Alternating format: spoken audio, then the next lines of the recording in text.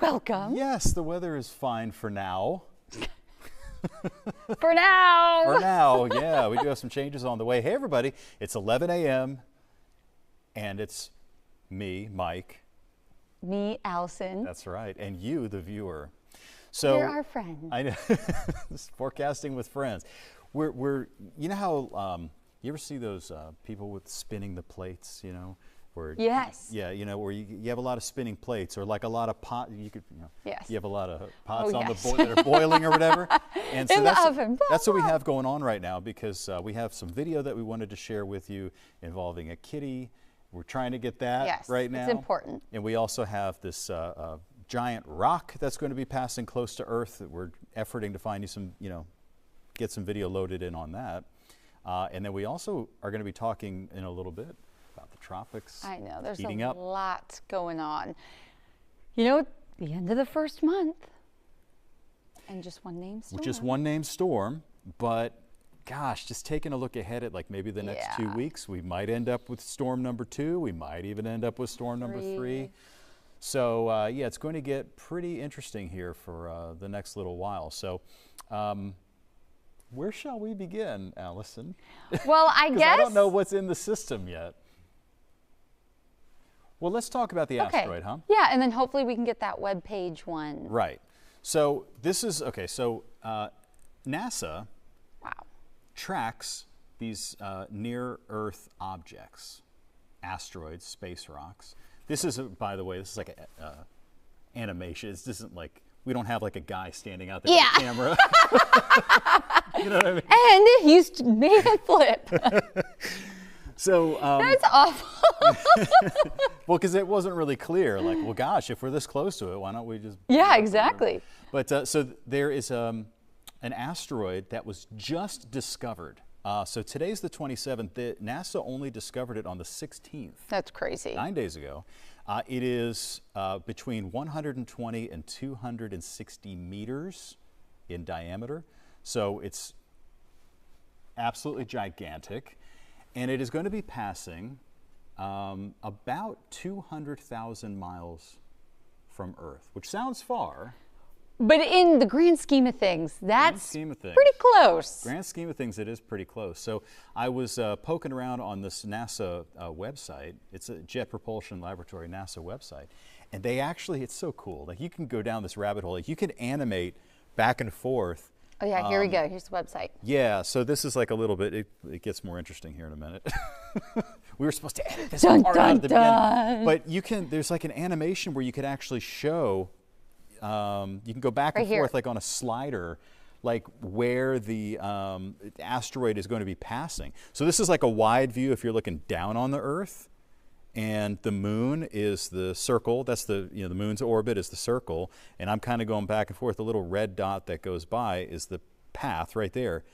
That's the path that's, so it's like almost going to hit the moon. I mean, it's coming pretty close. That's the scary thing. You're like, what would happen? I mean, it would be interesting to see. I mean, it's all natural. The end of the world. You know, like many things in the world, you know, it's, you know, that are kind of like our fault, I guess, as humans. This would not be our fault. Well, and the fact that we just found out about it. Like, what if we didn't know and then all of a sudden, there it is. That is actually really scary because I think a lot of people would just assume, like with all the technology we have, we'd be able to see stuff that's anywhere near us. But I don't think, I mean, I think these objects are so dark that unless, and they're cold. Yeah. And so it's not like it's a fireball or anything, and unless it just happens to reflect light the right way, forget it. And I was reading some articles on it, and it was saying that this could really create, because we have, you know, 2 almost back to back, like a lot of young space enthusiasts, you know? If you have kiddos at home and maybe this is something they're kind of interested in, I think this is going to be a really cool time to see 2 so close. It's, yeah, I mean, and the fact that you could track it all on NASA is pretty cool too. So it's interesting. So if you go to this website, which if you want to, well, look, just Google it, just type in NASA and NEO, which is like the near Earth object. And it's the first one. Yeah, there's little rocks that pass by us all the time, like even today. Like today at like noon, because this is all in universal time. So like even today at like coming up here within the next couple of hours, there's a tiny one that's passing by about, let's see, that would be like 800,000 miles from Earth. And by the way, these things are moving at about 20 to 30,000 miles per hour. So they're really fast. But this one's like 50 meters across, which is pretty darn. It's like a giant bus, you know, and just zipping by at 30,000 miles an hour. No problems. And this happens all the time. But, you know, this one that we were talking about is coming particularly close because it's between us and the moon, which is... Yeah, that's pretty impressive. Yeah. Once again, not going to be impacting us. And then I think I heard that Sunday is National Asteroid Day. And International Asteroid Day. International Asteroid Day. Woo! So if you haven't gotten, you know, the asteroid lover in your life a card yet, because like I think Kroger and H-E-B are probably sold out of their Asteroid Day cards. Yeah, they go quick. They do. They're the first to go. And they're hard to find because it's just right there on the corner next to, like, you know, congratulations on your whatever, you know, your dog adoption or something. You could always send an e-gift card. Ooh. That's the best thing to do. Oh, those are the best. Mm-hmm. And the people will really thank you for it. I know. I need to like wear a space dress or something on Sunday. You should. Well, what do you have? What would you wear? All I have is sparkles. I don't know. I wouldn't know. I don't have any like purple, turquoise, maybe a little green. Wear like some kind of rock-colored, dark gray tie or something. I don't know. So anyway, happy International Asteroid Day. What about the cat? Now we have kitty cat. Yes, we do. His name's Archie, and you guys, he was stuck in a tree at Grand Canyon National Park. So first off, wondering, is this a house cat? Because he's fed pretty well. He doesn't look like he's, you know, hurting for meals. But look at him, he's like, he's like, what do I do? I mean, he looks like he's so scared. You know how their fur gets all puffed up? But he's in a position there that I guess he just couldn't. Poor little guy. Archie? Archie is his name. Oh. Now I wonder, okay, so the fire, I mean, he's of like safe. Like the, you know, the cartoon, you know, of the cat stuck in the tree or whatever. The firefighter is climbing up to rescue the kitty who somebody caught. Now, the crazy thing is, too, like you would think it was just happenstance that somebody happened to see the cat up in the tree. I mean, no, that's a really good point. You're kind of in the middle of nowhere. Almost. Yeah, you can't really tell if that's like a trail. You know, maybe the Forest Service or the National Park Service, whatever they call it up there, just happened to be kind of wandering through. But yeah, poor little guy. And I love those stories, and I don't think this necessarily happened with this situation, but when the firefighters who rescued the cat end up then adopting him. Somebody will adopt the cat, yeah. Now, what if Archie's just like a really mean cat? Like, he's like, get away. Well, it's funny because he's hanging there, and then there you can see he's actually perched up. Oh, so he did. Was he stuck? We will never know. We may never know. On the right, he was. We're going to have to check with the news department maybe over the next couple of days and see if we can get an update on Archie. Yeah. Like, is he okay? Did he get adopted? Because he's so is he a sweet boy, or did he belong? Maybe he went missing. Yeah. You know, and he belongs to somebody. Yeah, they'll have to see if maybe he got chipped, because then you can scan it. You got to scan that. You know, speaking of the national park, somebody was explaining to me a while back in a random conversation. I don't remember how this came up, but becoming a park ranger, you know, national parks, it is like apparently a very, very hard job to get. Really? Because there's only a limited number of park rangers in the whole country. And when the jobs come up, it's like, it's extremely competitive to become a park ranger. Well, because you probably have to know everything there is to know about that park. You have to be trained in all of that stuff, and then you're competing with like whatever the other, you know, hundreds of people who want this one job. And I think once you get the job, it's like a pretty cush job. Yeah, you better keep it forever type. Yeah, you better keep it forever. You get to wear the cool hat and all that stuff. But yeah, it's a nice gig if you can get it. And how cool would it be if, you know, you're an outdoorsy family that growing up you went to that park, Grand Canyon, forever growing up, and then you get to be the ranger. You get the cool hat. That'd be pretty cool. Probably the badge you wear on your shirt. Now that I'm thinking about it, as we go to our break here, I'm going to look up and see if there are any job openings for park rangers, because I doubt that there is. I doubt that there are. So if you would like to at home, maybe we'll have an opening for you. And I'll post it. I'm going to post it and let you know. Now, again, we're not talking about like little city park rangers. I'm No. talking about national It's park. like Big Bend. Yeah, like one of those Yosemite. national parks, yeah. It's cool. I have been to neither of those, but the Grand I don't Canyon. know if I've ever. The only national park that I've ever been to is Everglades National Park, because that's right. And Grand Canyon now. Well, we didn't quite make it to the national park. We did go to the Grand Canyon, but we weren't. Oh, got we it, were got at it. the Hualapai indigenous reservation. I think you we weren't can- at the national park itself, Well, you're close enough. but we saw the Grand Canyon. Everglades, though, how many snakes did you see? Well, I'll tell you what I did see once was there are of course alligators out there, Yes. a lot of alligators, but there are also alligator garfish, which are these long, really. I mean, look, you hate to say an animal's ugly; it's a very ugly animal. We're going to check that out. Right, and it looks like an alligator. Very long fish, and so look, I'm not outdoorsy, I'm not a fisherman, but I did when I was a kid, used to fish a little Yeah. bit. So anyway, I caught this thing like accidentally, because most people fish for bass Yeah. in Florida.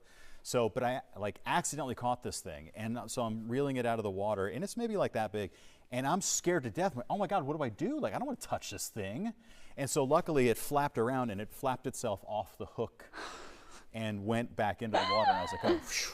They're like, okay, our fishing is done today. I didn't want to touch that thing. Those things are, but you know, people eat those. Like, there's some folks in Louisiana that will eat the garfish. That's a no for me. Yeah, that's a no for me, dog.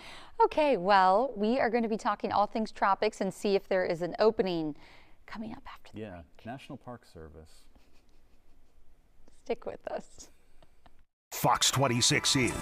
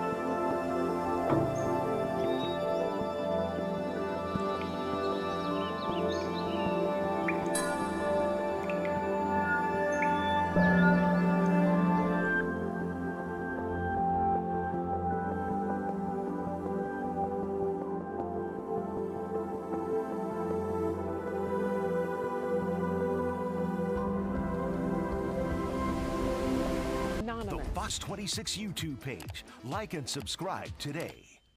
A little change over time, and the weather is fine. Okay, an update, breaking news update. So there's a supervisory park ranger position that is open right now at Great Smoky Mountains National Park. But here's the thing. You have to either have a PhD or at least 3 years of graduate study toward a PhD to apply for the job. So these are like big deal jobs to be It's a a park huge ranger. deal. Telling you.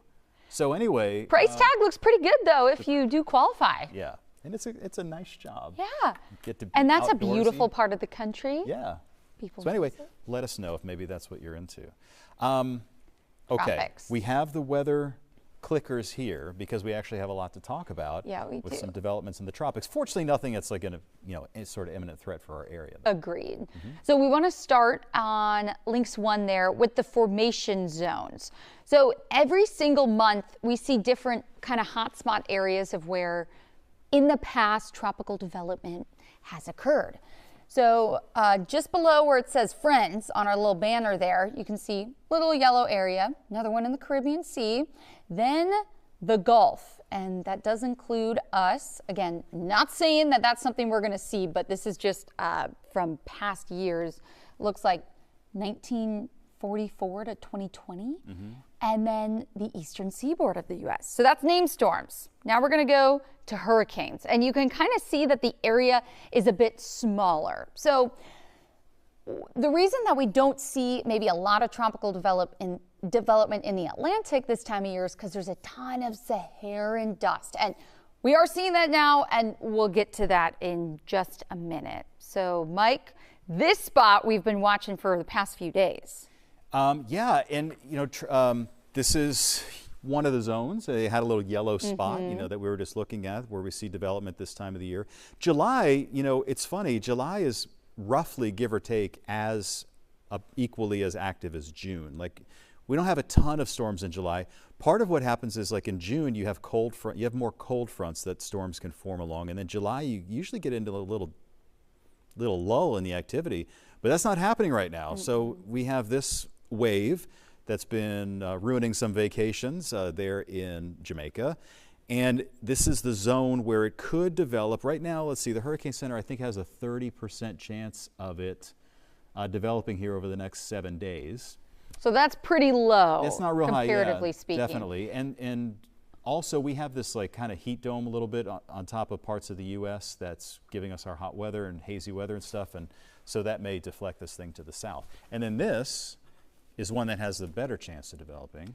Red, meaning 70%? 70% is the latest that the Hurricane Center gives this a developing. And, they're basing a lot of this on what the computer models have been spitting out. And they're all like the GFS and then our exclusive Fox model. Dun, dun, dun. Dun, dun, dun. Exclusive Fox model. You're not going to see this on any of the other stations because they're not Fox. But notice right there, kind of near the middle of your screen, following this thing developing. And actually, I wonder if it kind of weakened it a little bit. But when I was checking this out earlier today, see, there are like different levels of kind of sharpness or, that you could set it to. It was like, holy moly, like it had an eye and everything. Yeah, you're like. So that was a little bit on the scary side. And I said, well, I don't want to like. Freak people out. Yeah, like freak people out. But there's a good chance that it could become a named storm or a hurricane. The next name on the list, right, is Beryl. Yes. Have you ever met anybody named Beryl? I haven't. No, it's very interesting. And so with the Fox, can I go back one? Yeah, so you see the initial one, but then there's even the chance for the other one right there. Right on the right-hand side of your screen, there's another one behind it. So that could be Beryl, and then the name after that is Chris. So, and remember, NOAA is forecasting maybe as many as 25 named storms this season. Wow. So, we've only had one. But and then this next area is showing this spot potentially moving over the Yucatan and then into the southern Gulf. But the thing is, yes, the waters are warm down there. Obviously, this thing really doesn't look like it's going to be turning into much. But if it kind of loses steam over the Yucatan, it doesn't have all that much space to then regain any of that strength. So, this looks like the NHC is saying, pretty low-end chances. Yeah, and of course, anything can change. So we just showed you the Fox model. This is the American model, the GFS. And it's really not showing anything that much different. It's kind of showing that system staying down in the southern Gulf of Mexico, soaking the Yucatan and parts of Central America. And then out here, it really, really shows those two storms. Now, this one takes us all the way through Tuesday, July the 2nd, next week. And potentially having a Beryl and a Chris out there in the Caribbean and the Atlantic Ocean. And it's been pretty aggressive with them forming too. So who knows? I mean, gosh, we might even have a hurricane. You can't rule that out. Long term, even like, the managers in the newsroom were asking me like, okay, what about, do we have to worry about this? I mean, of course we have to watch it, right? But it does look like they might be held to the south kind of by high pressure that's going to keep us really hot. Like I did have set up, that 6 to 10 day temperature outlook.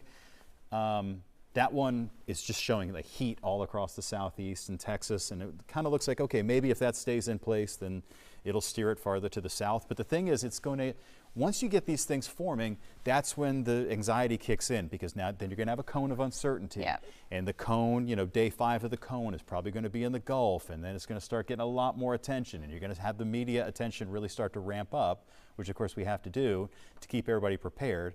Some over-prepared. Some more than others, you know what I mean? You know what I'm talking about. Yes. But it's happening already. You think, gosh, maybe we'll get a little break until August. Or I don't think so. I think we're going to end up with one of those cones, kind of pointed near the Gulf of Mexico, maybe at some point next week.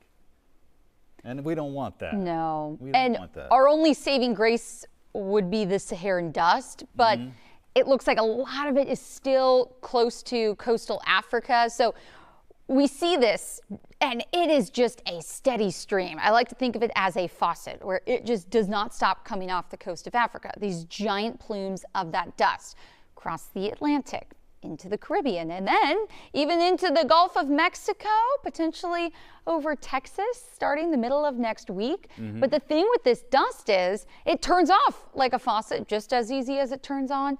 Like mid-August, just no more dust. And then that's when we really start to see things ramp up across the Atlantic. Yeah, it's kind of neat how, well, I'm glad that we have a chance to track it. With satellites, we wouldn't be able to do it otherwise. Yeah. I'm looking at all of the latest model, output, like spaghetti plots and stuff.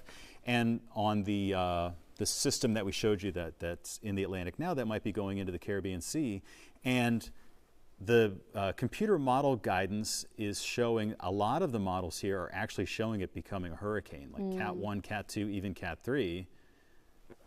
I mean, that's kind of, and we're talking about next week. There might be a hurricane in the Caribbean Sea. So that's going to be the story of the week, definitely. And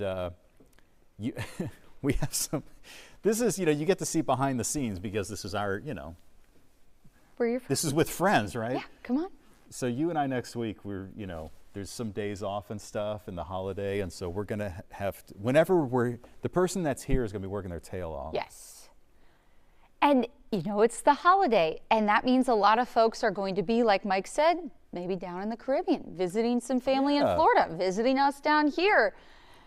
So that also, puts a wrench in folks' even travel plans. Maybe they're not used to seeing the cone of uncertainty. That's right. And also, just now that I'm thinking about it, if you had any plans to maybe go to Cancun or something, for the 4th of July, you might want to buy travel insurance or check with your credit card or whatever company and see if there's some sort of way that, because some of these resorts will give you a quote unquote guarantee, but they're really stingy with that. Like they have to have hurricane force winds measured at the resort. Yeah, which is crazy, because how are you going to? Yeah, I mean, so if the wind is 65 miles an hour and it pours down rain, you're not going to get your money back. But you might want to look into that, because I think there's a good chance of there being a fairly significant hurricane in the Caribbean next week. So yikes. So anyway, bear with us next week, because I know for myself, not Allison, but I'm probably going to start getting a little grouchy. Maybe Friday, I'm going to probably start getting a little grouchy next week. Don't you think, probably? Yes. Yeah. Yes, and I'll be on a flight back to Michigan if something is coming, so don't worry. That's happened in the past. I know, folks know Dr. Jim, who was here, who was our former chief. He got out to Utah. Oh my God. And there was a storm that ended up not hitting. He had to come, his whole family, in fact, they drove to Utah. And he flew back. And he had to fly back, for a storm, and then the storm didn't hit either. But we love what we do. We love what we do. And we're going to keep y'all safe. But again, nothing right now, so just take a breather. Yeah. Inside Enjoy the this AC. quietness while it Yeah. lasts. We have a little bit of time left after the break for a quick forecast. Yes. See you then. Fox 26 is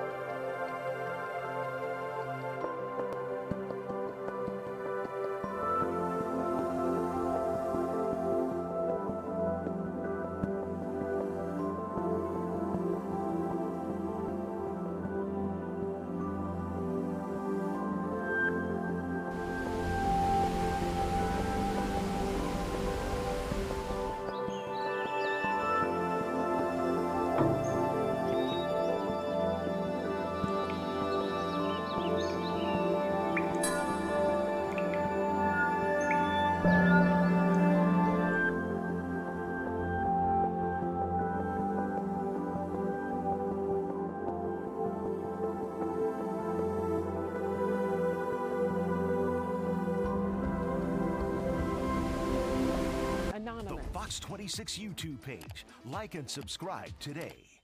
A little change over time, and the weather is fine. Welcome back. We have just 1 minute to give you a look at our forecast. Let's just talk about numbers. It's going to be hot. And the thing is, it's only going to get hotter come late this weekend and into early next week. Forecast highs here in Houston likely reaching the upper 90s. So these could be some of the warmest temps that we have felt. Hot, humid, and hazy.